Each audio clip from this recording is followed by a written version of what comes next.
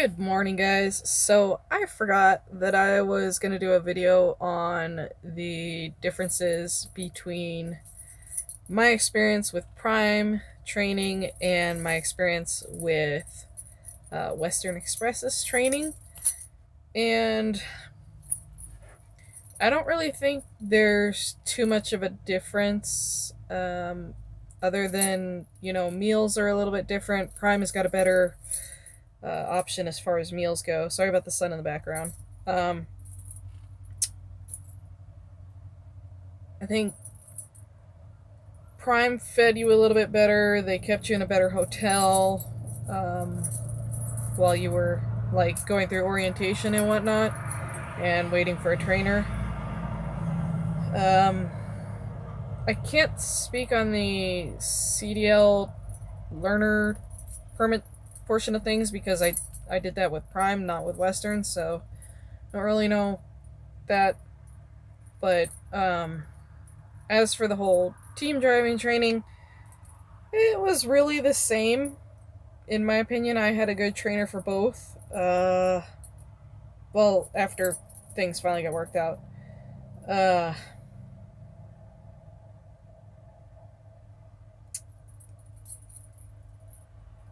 yeah, was really simple, really easy. The training was the same to me, felt the same. Just was different between learning the system. The Qualcomm at Western Express is a lot more simplified than the Qualcomm at Prime. Also, you don't have to call in with every load. You just send info over the Qualcomm. Um, Literally everything is done by Qualcomm. I do talk to my fleet manager every day, but yeah, as far as the training went, it was honestly the same experience as Prime, minus just meals and lodging. Uh, Prime had better meals and better lodging, but that's okay. Um, it is what it is. The pay is the same as far as I'm aware. Hold up. A little interruption. That was my dispatcher calling to see what was going on while I was in Nashville again. Uh, because I had been here. I got here, I think it was Thursday evening or something like that. I left out. Yeah, it was Thursday evening I got here. I left out Saturday morning after getting the shop in on Friday. Uh, or the truck in the shop on Friday. Because I had an exhaust leak in the cab. So I got that fixed.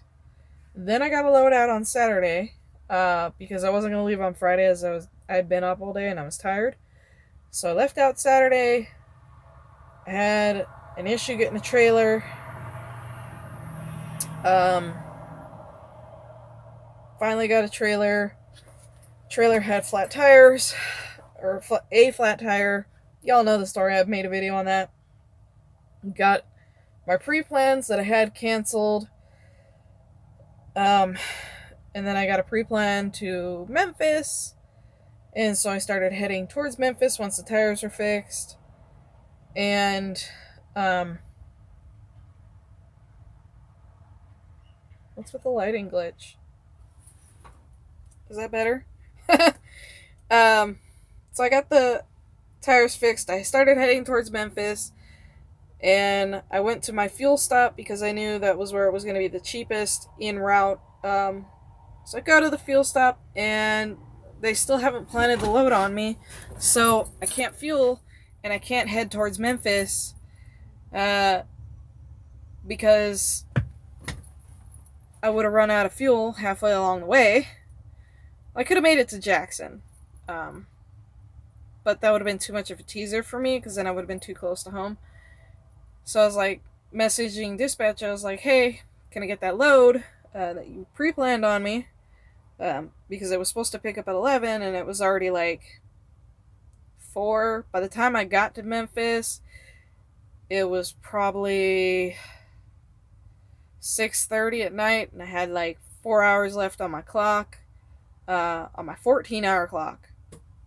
And So I get there, I check in. Well, after finding the entrance, it took a minute to find the entrance because they don't. Google Maps did not help. Because I mapped out the place and I saw what looked like the truck entrance. No, that's the truck exit, and you cannot enter through there. So I had to go back around, get back on the 40, come back down, get back on, and get in. Finally got in. Finally got assigned a door. And I go and I get ready and I set myself up to back into the door. Yard dog stops me. And by this time I'm a little bit upset because dispatch and trailer and finding the entrance to this place. I just, it was a day. And so I was like, and he's like, just drop it right there. I'll put it in the door for you. And then I'll come get you when your load's ready. So I was like, well, okay, sure. You know, just save me that much more stress. I wasn't really mad. I was just kind of confused because I would have backed it in, no problem. But I don't know. I guess that's not how it works there. So yeah, I dollied down, dropped it, opened the doors, and went and parked, and he went ahead and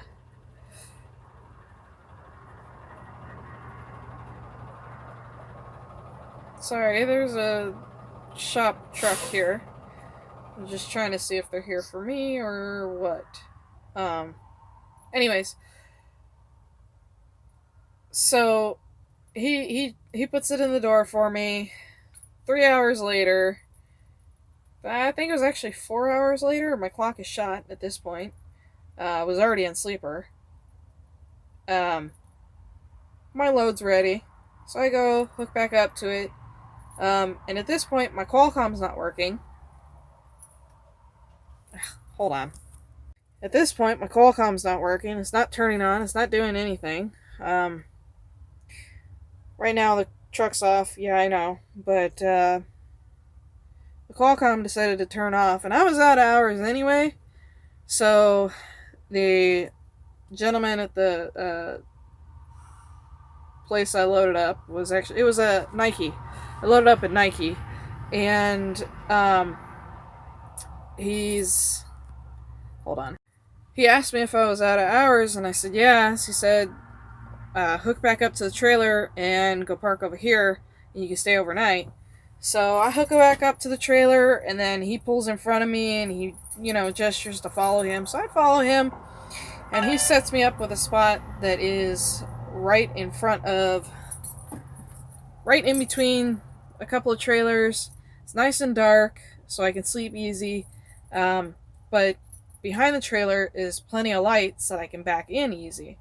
So I can see what what I'm backing into. So that was very, very kind of that gentleman. I appreciate that. Thank you for helping me find a spot. And thank you for helping me get somewhere I could get the rest of my 10-hour break-in.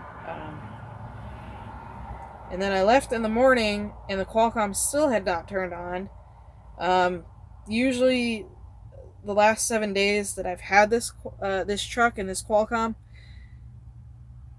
when it decides to shut down for the night, like if I turn off the truck, I've switched my status and everything, and